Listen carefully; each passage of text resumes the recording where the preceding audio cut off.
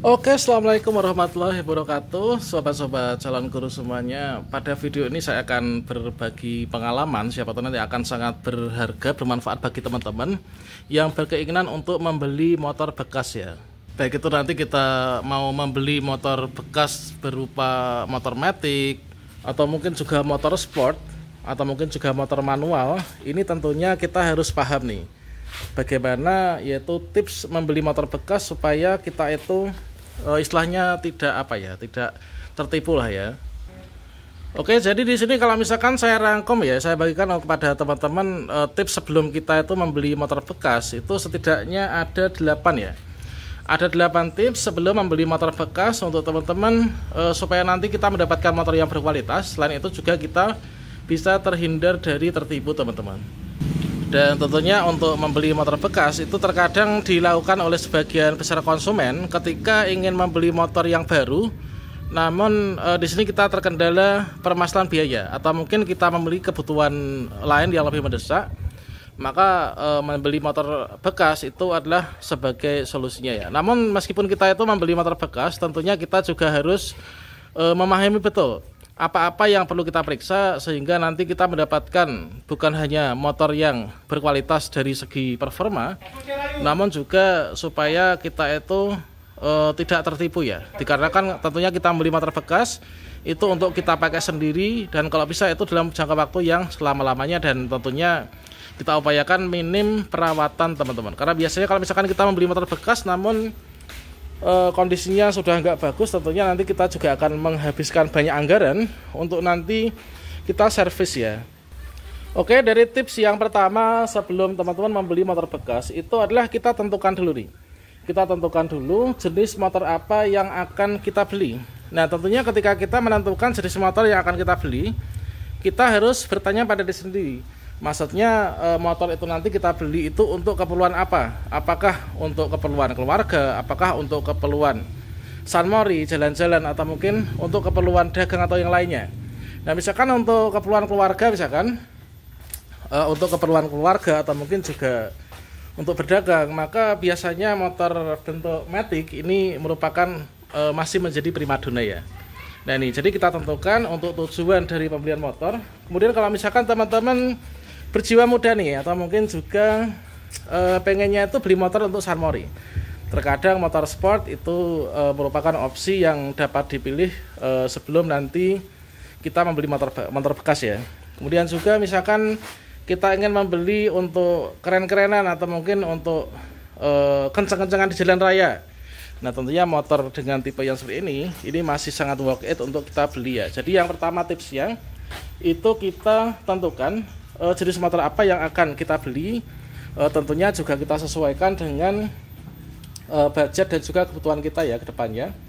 Nah, tentunya juga selain itu teman-teman harus memastikan untuk motor yang akan dibeli itu nanti diupayakan itu platnya itu di wilayah yang sama ya dengan KTP yang kita miliki. Dikarenakan kalau misalkan enggak, nanti akan terkendala ketika kita akan membayar pajak atau mungkin juga kita harus terpaksa ganti plat gitu kan.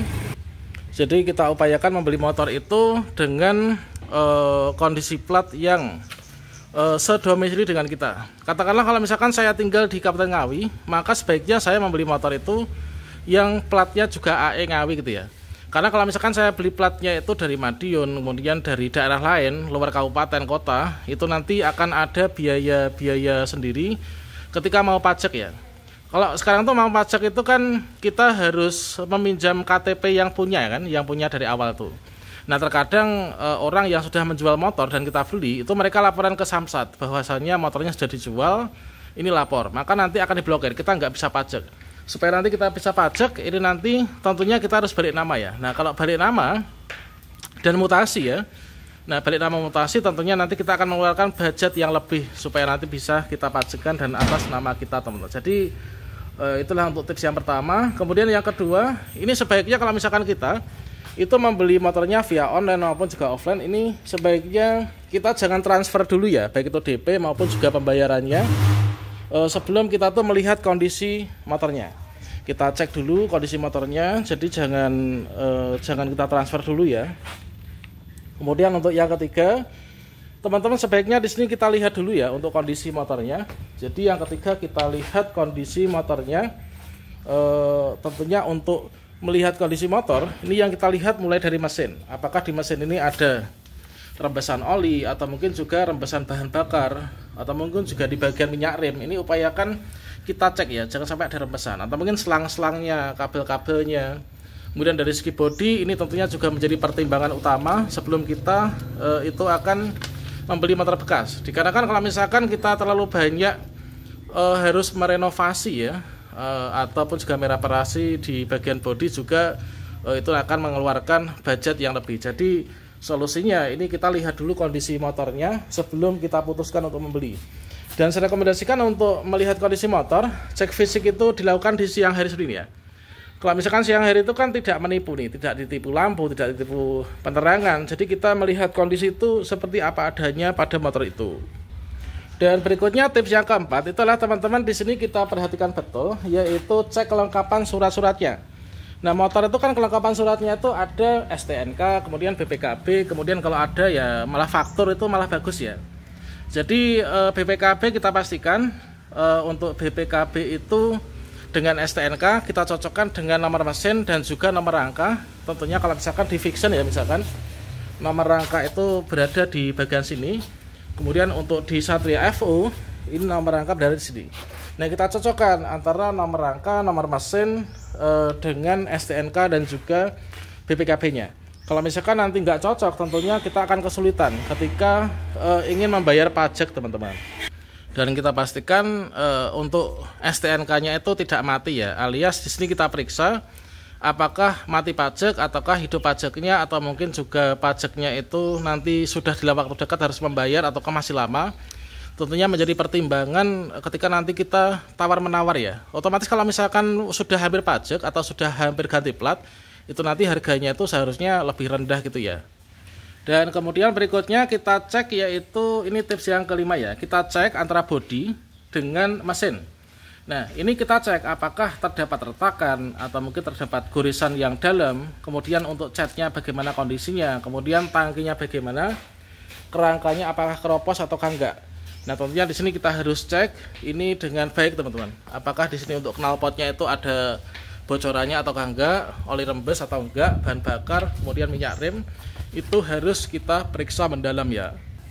Dan berikutnya untuk tips yang keenam, ini sebaiknya kita jangan terlalu